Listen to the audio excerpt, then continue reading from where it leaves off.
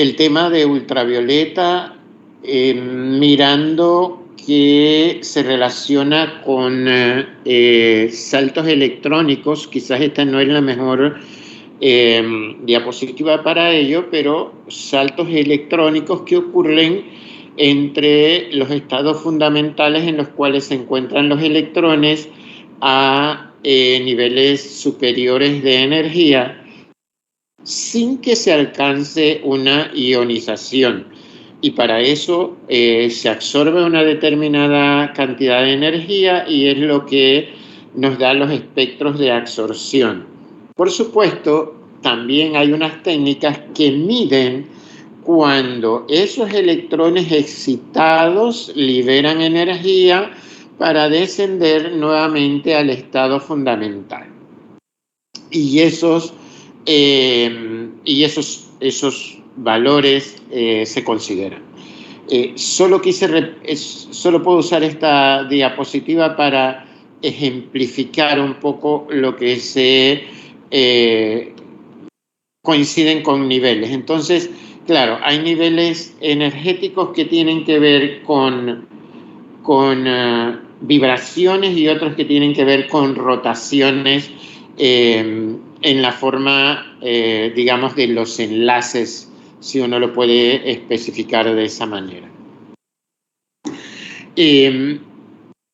Hablamos la clase pasada, y seguro que usted lo puede repasar de algún libro de inorgánica, principalmente. También los libros de orgánica básicos tienen algo de ello, pero normalmente se habla mucho más de este tema en inorgánica, y es los orbitales moleculares.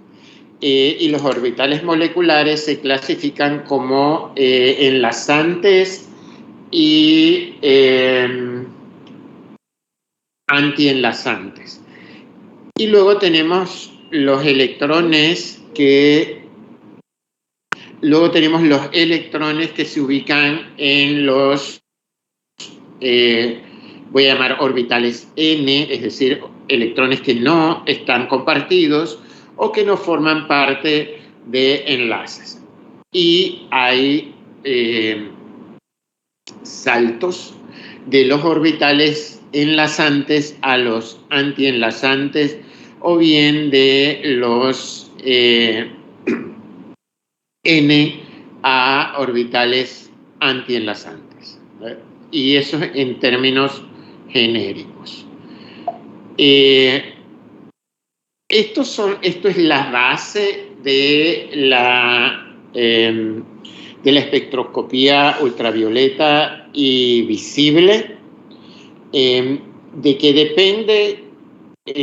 depende de la energía que se requiera para estos saltos, y esa energía va a estar relacionada con una longitud de onda, recordando la relación que hay entre energía y longitud de onda, que es inversamente proporcional. O sea que a la menor longitud de onda voy a tener mayor energía. Y como se puede vislumbrar en los esquemas energéticos, voy a requerir mayor energía para un salto de un sigma a un sigma antienlazante. Y esto tiene que ver porque estos enlaces son, digamos, enlaces covalentes, voy a llamarle 100% en este caso, y requiere de mayor energía para mover un electrón que está formando parte de uno de estos enlaces a un sigma antienlazante. Es distinto que si estoy moviendo electrones de ubicados en N o no compartidos, entonces voy a requerir algo menos de energía. Y aquí aparecen aquí aparecen las longitudes de onda en las que aparecen estos saltos. Estos valores que usted observa aquí, digamos que son valores promedios. Esto va a variar un poco del contexto o el ambiente donde estén estos electrones, es decir, que hay en su entorno, ¿verdad? Que puede hacer que haya mayor estabilidad o menor estabilidad. Luego tenemos, observe que hay una gran cantidad de electrones que están en N, están los del oxígeno, nitrógeno, azufre. Luego observe, es diferente, que esto es un poco lo que estoy diciendo, si yo tengo un oxígeno que es por enlaces simples a un oxígeno que es de doble enlace.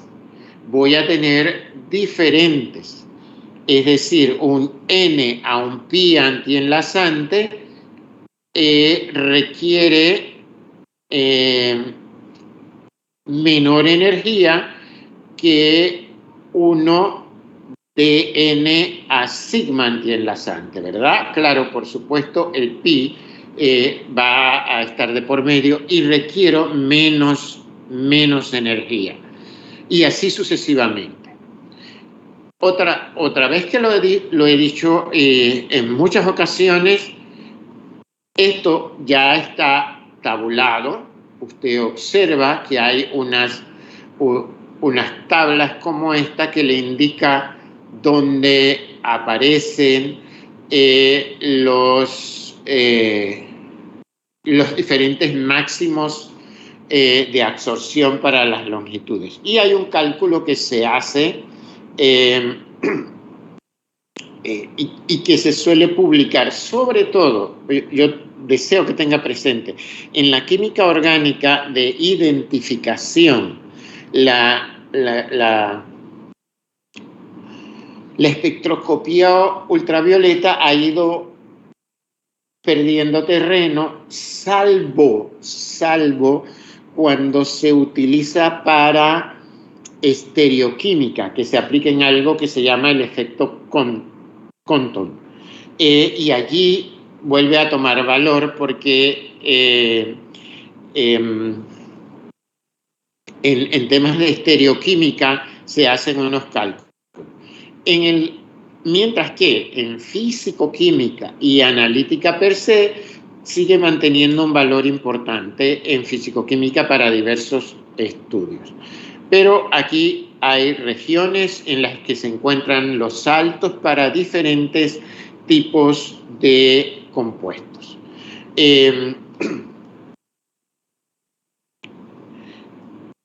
Por supuesto que estos saltos, y lo va a leer en diferentes textos, también están influenciados por el disolvente en que se haya disuelto la muestra que voy a observar. ¿Por qué? Porque el disolvente puede interaccionar con, por ejemplo, los pares de electrones no compartidos del soluto. Y al interaccionar con esos pares de electrones no compartidos, va a haber o se va a producir un efecto energético, ¿verdad? Y eso, pues, tiene que ser considerado. Ahora bien, en algún lado debo... hay unas reglas, y hay diferentes reglas que se han establecido en aproximaciones para predecir dónde está el máximo de absorción de un determinado compuesto. Un determinado compuesto que se conozca la estructura. Que se conozca la estructura para poder predecir. Si no conozco la estructura, es otra cosa. Yo mido en el ultravioleta y voy a mirar posteriormente en las tablas para justificar esa absorción. Normalmente, por supuesto, si hay dos alternativas acá fundamentales. Si estoy determinando la estructura de un compuesto desconocido, el espectro de ultravioleta me va a dar un valor o más de un valor de longitud de onda en el cual se observen las absorciones, y esos valores me van a llevar a una tabla, es decir, voy a buscar en una tabla y voy a comparar y decir, si se trata de un compuesto que tiene un carbonilo conjugado con doble enlace, o sea, alfa-beta insaturado. Y eso lo voy a ver reflejado en esos valores. Y allí en realidad no estoy haciendo un cálculo, estoy haciendo una determinación. Eso puede ser corroborado por otra técnica, por ejemplo, resonancia magnética nuclear me va a dejar ver un carbono de carbonilo y me va a dejar ver carbonos de doble enlace. Es decir, lo voy a poder corroborar con otra técnica. Y también voy a poder ver en un infrarrojo los estiramientos correspondientes a los al doble enlace carbono-carbono, o también al carbono-hidrógeno, de los hidrógenos unidos a los carbonos de doble enlace, pero también voy a ver el estiramiento del doble enlace carbono-oxígeno. Es decir, voy a tener técnicas que se corroboran una con otra.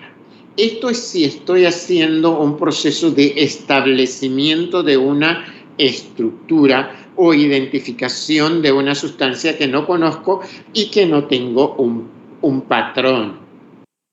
Por supuesto que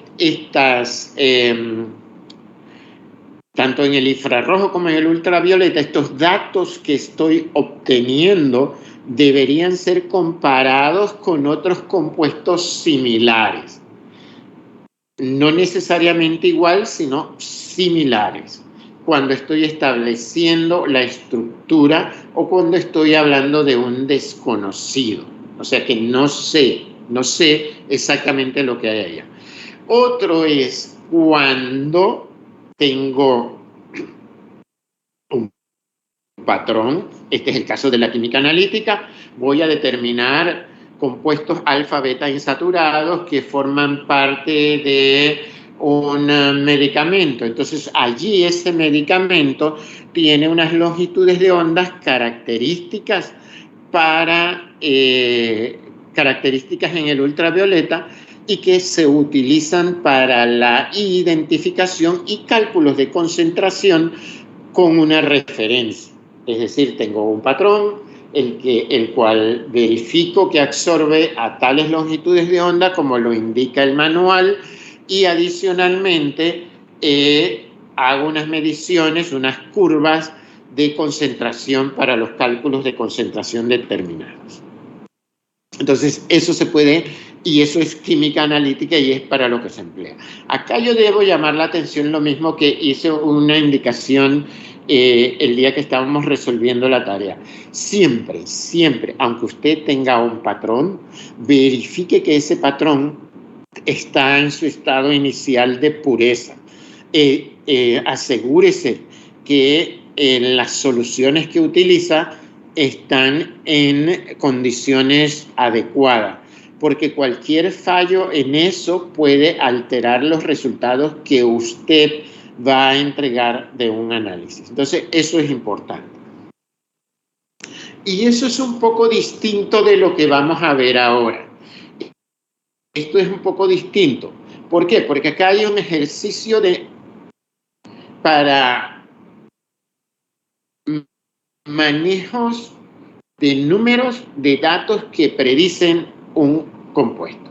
Entonces, hay algo que se le llaman valores base, por ejemplo, para compuestos que tienen un grupo carbonilo, y luego, o compuestos que tienen grupos carbonilos con dobles enlaces carbono-carbono. Entonces hay valores básicos establecidos y luego se va a ver los sustituyentes. Por supuesto que esto, cuando estoy trabajando para establecer una estructura, yo puedo usar esto para verificar que mi estructura dio la absorción a la longitud de onda adecuada, que no necesariamente tiene que ser 100% igual, pero le da un valor experimental muy próximo al determinado mediante cálculos. Entonces hay una serie de normativas que establecen unas reglas como estas que ve aquí, pero vamos a mirarlo. Ok, acá hay unas estructuras básicas conocidas como homoanular, es decir, cuando tengo dobles enlaces que están en un solo anillo, como se ve aquí, y luego heteroanular, cuando los dos dobles enlaces se encuentran conjugados, pero en anillos distintos. Y por supuesto, cuando son acíclicos. Un doble enlace exocíclico se conoce como este que está dibujado aquí, ¿verdad? Es un doble enlace externo al anillo. Estos son internos, estos son externos. Entonces, si es homoanular, hay un valor básico para eso. Y significa que normalmente un anillo que tenga un dieno conjugado como este va a absorber, su máximo de absorción va a estar a 253 nanómetros. Ahora, si es heteroanular, tiene siempre que haber un doble enlace conjugado, heteroanular como este, entonces va a ser la base 200.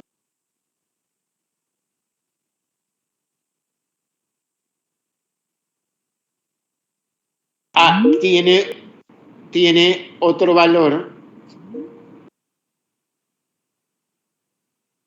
Si es acíclico, tiene otro valor que es 217. Apenas 3 unidades.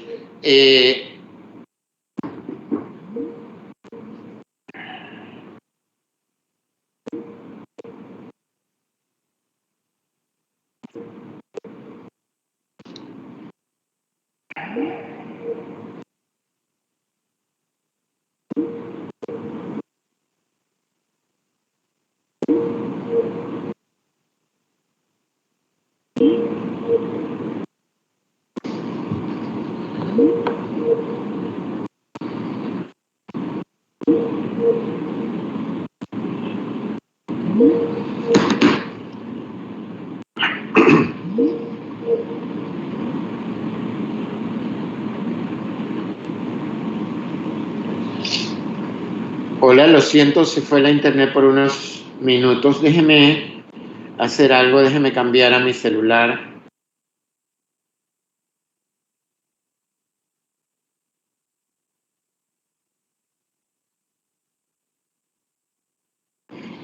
Hola, ¿me escuchan? Sí, se fue. Ok, vale. Entonces, estuvimos fuera unos segundos, he cambiado a mi celular por el resto de la hora. Bien, regreso. Si es acíclico, es decir, no tengo un ciclo, un dieno conjugado como este, entonces tiene un valor que es 217 nanómetros, ¿verdad? Luego, hay otros datos que indican. Si hay un doble enlace que extienda la conjugación, ¿qué quiere decir eso? Vamos a ver si lo puedo marcar. Significa que si tengo un doble enlace adicional aquí, yo tengo que sumar más 30 nanómetros.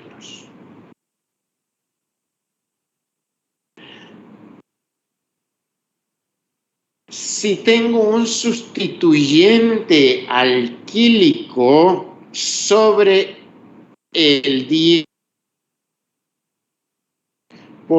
ejemplo, y entonces, ¿qué significa? Le debo añadir más 5. Si tengo un doble enlace exocíclico, entonces debo sumar 5. Y así sucesivamente. Si es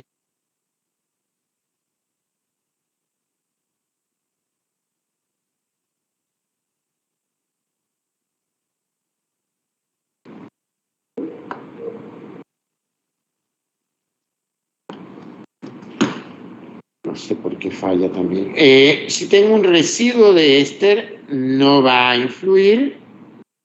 Si tengo un éter, debo sumar más 6. Si tengo un halógeno, más 5. Si tengo una amina, más 60. Si tengo un tiol o una especie de SR o tioéter, entonces sumo más 30. Es decir, hay una tabla de valores que en su origen eran valores, y no sé si llamarlo, que hoy día siguen siendo empíricos, que permiten hacer una predicción. Y luego hay observaciones como esta, ¿no? Que dependiendo de 4 enlaces conjugados, cómo hago el cálculo, ¿no? Es como por ejemplo cuando tenemos, no sé si tendrá en su mente la vitamina A, que es una sustancia con muchos dobles enlaces, entonces allí hay muchos residuos alquílicos, y entonces empiezo con 114 de base, voy a multiplicar los residuos de grupos alquílicos que, por ejemplo, en la vitamina A pueden ser 5, y voy a hacer esta multiplicación, ¿no? Y luego N, en este caso, seguramente se refiere al número de dobles enlaces conjugados. Es decir, esto usted lo encuentra en cualquier libro de espectroscopía o cualquier documento que trata de explicar las reglas de Woodward respecto a la predicción de las longitudes máximas de absorción de algún compuesto en el ultravioleta. Por supuesto, profesor, aquí, una pregunta. Sí, dígame. El 114 de la vitamina A que usted mencionaba de base a ¿qué se debe? Ok, este 114. Esto Ajá. es una estimación. Es igual que esto. Ok. Esos valores son estimaciones que se hicieron en su momento. Porque se hicieron múltiples medidas o lo que fuese, el autor de la regla dijo, siempre que veo un homoanular voy a colocar 253. En cualquier libro, cuando usted empiece a leer esto sobre estas reglas, le indicará que son predicciones y que digamos, no es que se hizo una serie de experimentos y se tabularon resultados y se concluyeron, porque no siempre el valor es exacto al calcular, es parecido pero no exacto.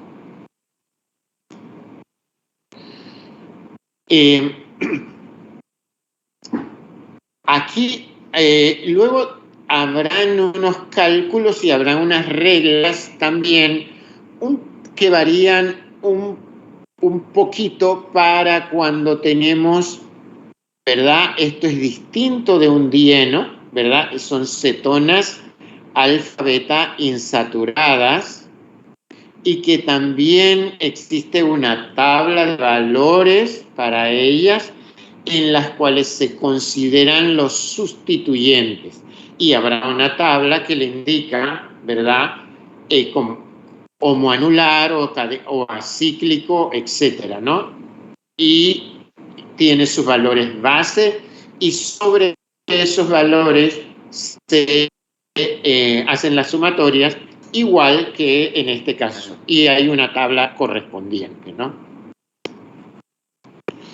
Este es un caso con el 114, ¿verdad?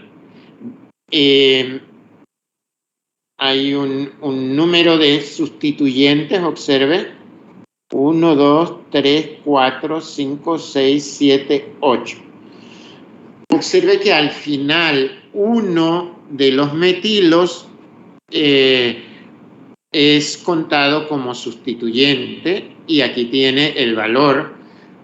11 debiera ser aquí por el número de enlaces, los podemos contar para ver cuántos hay. 1, 2, 3, 4, 5, 6, 7, 8, 9, 10, 11. Ajá, hay 11 que están conjugados, que son estos. Y luego tiene algunos que no están conjugados. Tiene 2 que no están conjugados.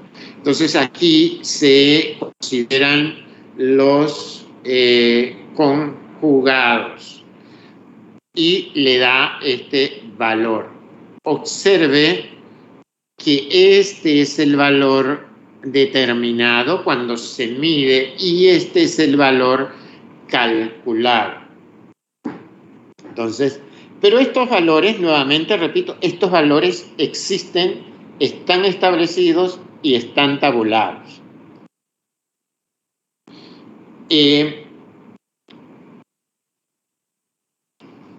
Hay una tabla como esta. En este caso, observe el cromóforo es una cetona alfa-beta insaturada. Esta tiene 2 insaturaciones y estas tienen una insaturación adicional en la parte, digamos así, que no corresponde al carbonilo. Y aquí están la tabla que corresponde a los sustituyentes. ¿Y esos sustituyentes en qué posiciones están? Bueno, este es alfa beta, entonces en la posición alfa solo puede tener un sustituyente, en la posición beta puede tener 2.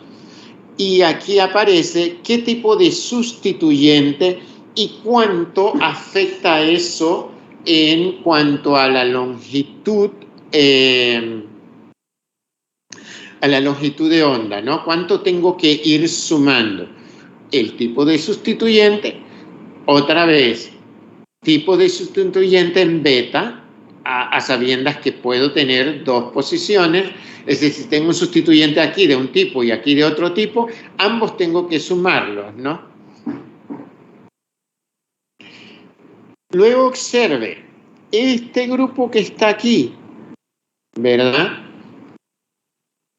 Por supuesto, va a influir sobre la energía que se requiera para el sal y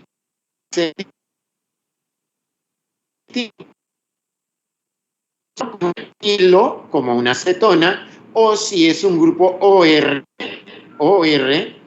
como en el caso de un éster. Observe que entonces la base va a variar, para el salto y la longitud de onda máximo que se determina, ¿no? Entonces va a tener esas variaciones. Ahora, si es cíclico, observe, claro, va a depender un poco menos de quien está acá, porque es cíclico.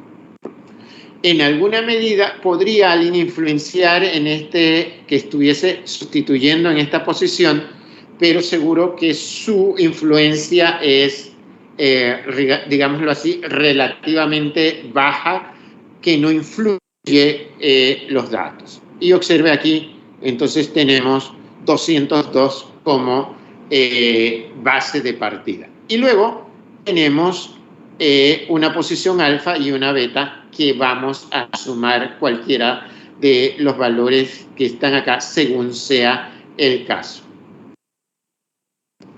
Acá tenemos 3 dobles enlaces conjugados. Estoy considerando el doble enlace carbono-oxígeno. Y luego tenemos nuevamente esta posición. Y aquí le indica, ¿verdad?, si el grupo es alquil, cuánto le sumo. Observe que varía, ya no tengo un base como sino que empiezo a sumar, ¿no?, para las posiciones. Debe haber un valor base para esta conjugación, que debe estar en torno también a los valores parecidos acá arriba, y vamos a ir aumentando adicionalmente, ¿no? Y así, tenemos esas tablas. Esto es una repetición de ello, ¿no? Es una repetición. El sistema básico para temas de dienos. Como ve, ahorita lo primero que vi fue para dienos, y luego vi cuando se incluyen grupos carbonilos, y luego tenemos para dienos acá, que ya lo vimos antes, y aquí tenemos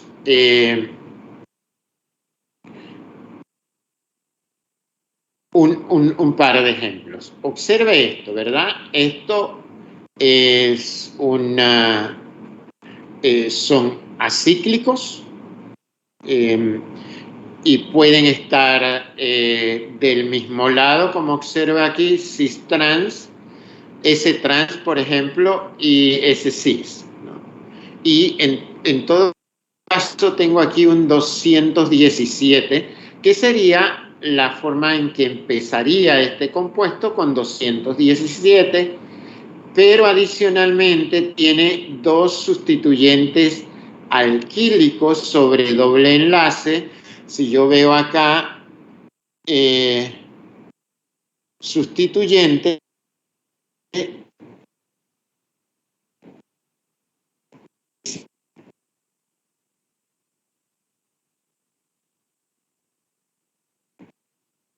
no hay exocíclico, tengo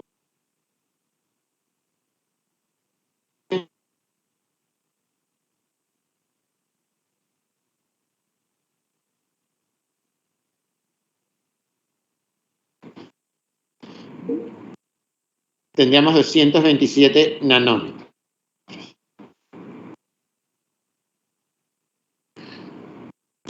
Luego tengo acá, ¿verdad? Usted ve que esto es un homoanular, entonces aquí debo empezar con 253.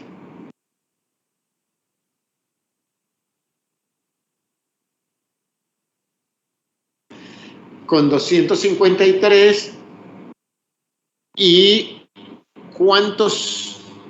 Al menos debo tener un sustituyente. El profesor Cubilla diría que este es un sustituyente, y previsiblemente aquí tendría otro sustituyente y aquí otro.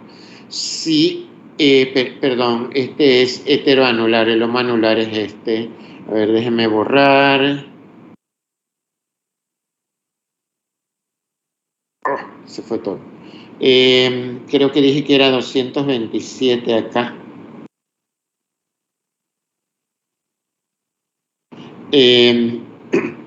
Este es 214,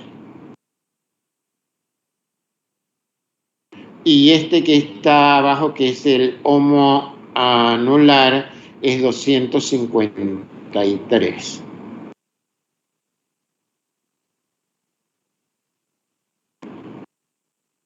Y voy a partir de 253, y voy a decir que este tiene 3 sustituyentes alquílicos. Según mi punto de vista es 1, 2 y 3, y tendría, si cada sustituyente alquílico es 15 aquí.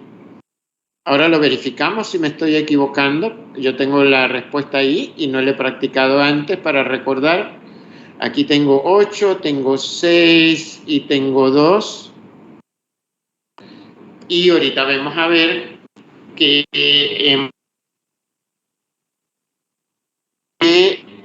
perdón, dije que tenía 210. La internet está pésima hoy. Decía que tenía acá 227 porque lo tomé como 217 más 2. Veamos a ver la siguiente diapositiva. Ok, aquí tengo 227, ¿lo ve? El siguiente que hice es 15, como había hecho. ¿Qué pasa acá?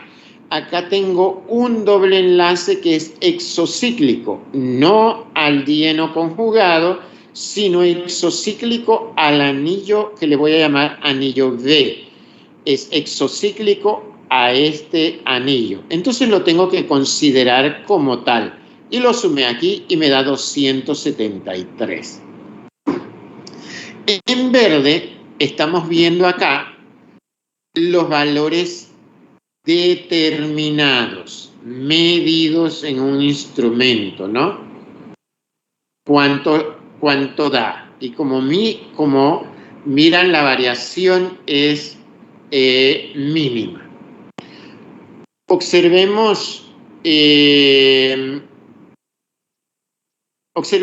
que está acá. El valor base es 253 porque es en un solo anillo, ¿verdad? Hay un doble enlace conjugado, su valor es 30, estoy extendiendo la conjugación, tengo un sustituyente alquílico aquí, otro aquí y otro acá.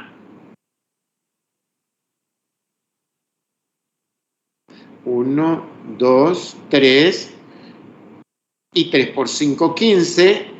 Y luego tengo este que es exocíclico, lo mismo que este otro, ¿no? Me va a preguntar sobre este. Acuérdense que en algún sitio vimos, aquí está, este da 0. Aquí arriba, ¿verdad? Y por eso este da 303.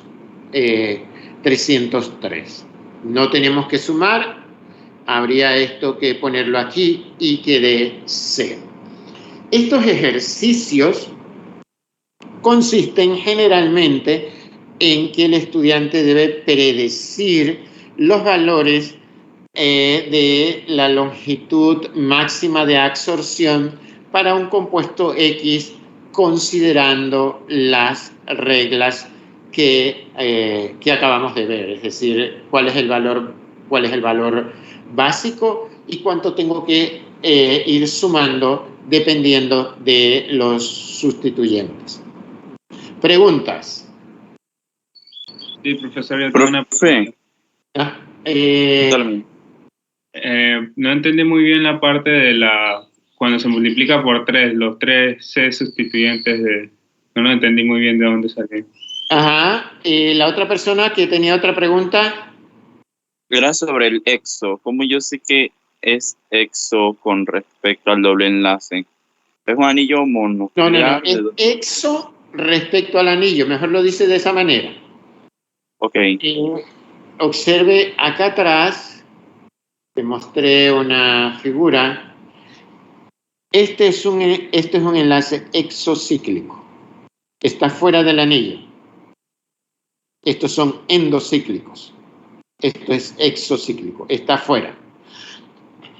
En el caso que nos ocupa, es un enlace que está fuera de este anillo. Está acá. Este enlace es exocíclico respecto a este anillo. Este enlace es exocíclico respecto a este anillo y este es exocíclico respecto a este anillo. Está fuera de este anillo. Externo a, aunque puede compartir un carbono con este anillo, pero está fuera de este anillo. No está dentro de digamos, de este círculo o de este ciclo como si lo estaría este.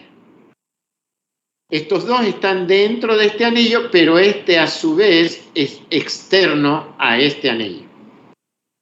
Y así lo debo contar, ¿no? Así lo reconozco. La otra pregunta. Ok, si yo tengo un doble enlace como esto es un dieno conjugado, este dieno conjugado, sus carbonos,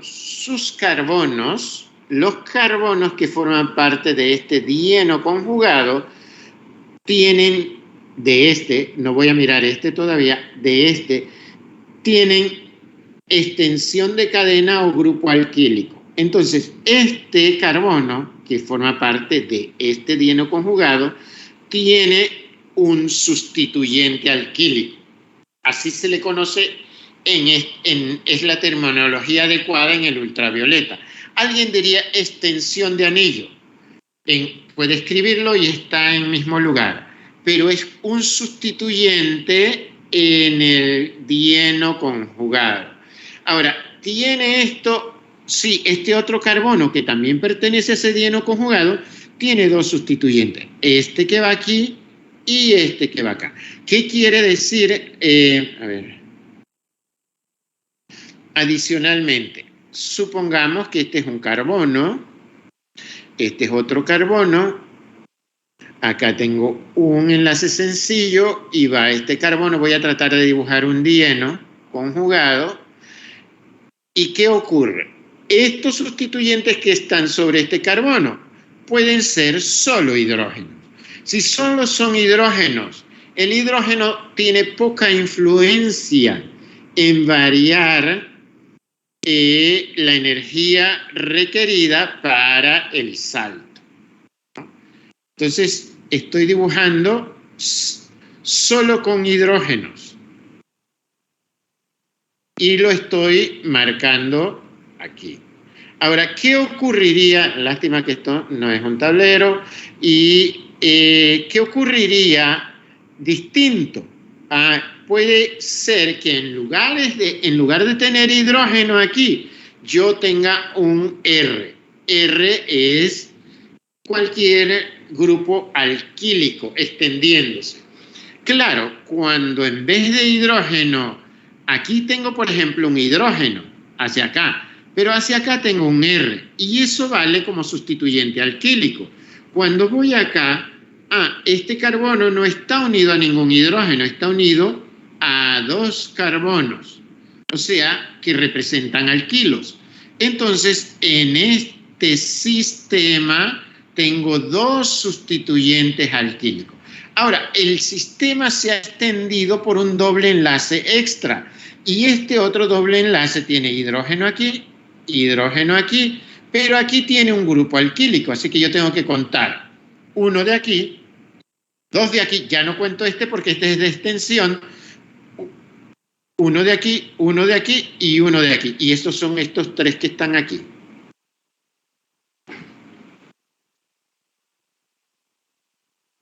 Luego, este es exocíclico respecto a este anillo. Exocíclico, tiene que estar unido, tienen que compartir un carbono. Entonces lo sumo aquí, es uno solo y vale 5. Profe, una pregunta. Ajá. ¿Puede haber más de un enlace exocíclico? O sea, respecto a... Sí, supóngase que aquí pusiere otro. O lo pusiese bueno, no podría tener este grupo alquílico, porque si no el carbono tendría más de un doble, más de 4 enlaces. Aquí no podría ir porque pero aquí sí ve, aquí. Vamos que lo hago aquí. Lo están observando. Ahí sí me vale. Entonces, primero es ¿verdad? ¿Cuántos exocíclicos tendría?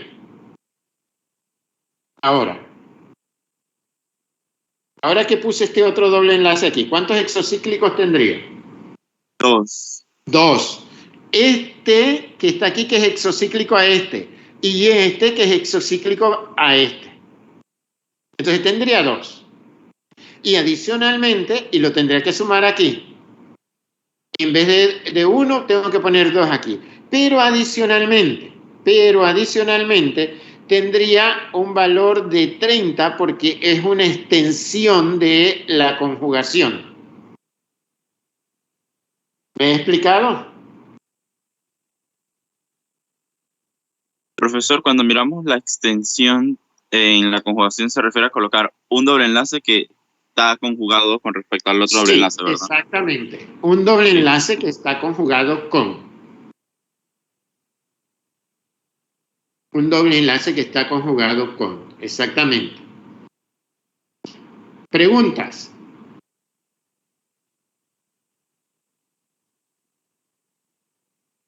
¿Preguntas? Vale. Me hacen el favor y le toman una foto a esto que está acá.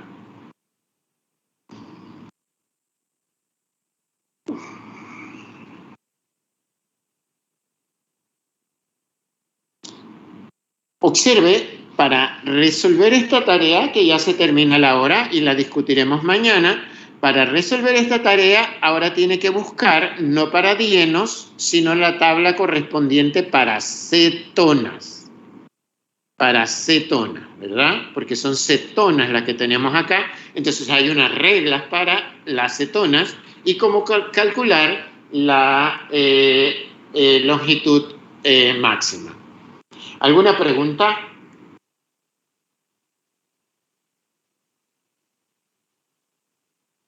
Profe, voy a poner la presentación anterior. Es que hubo algo que no terminé de copiar. Un momentito. Ajá, dígame.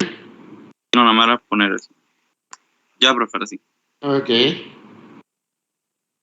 ¿Alguna otra cuestión?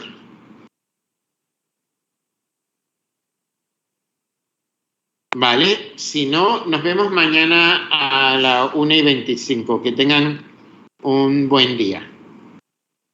Igualmente, profesor. Igual, profe.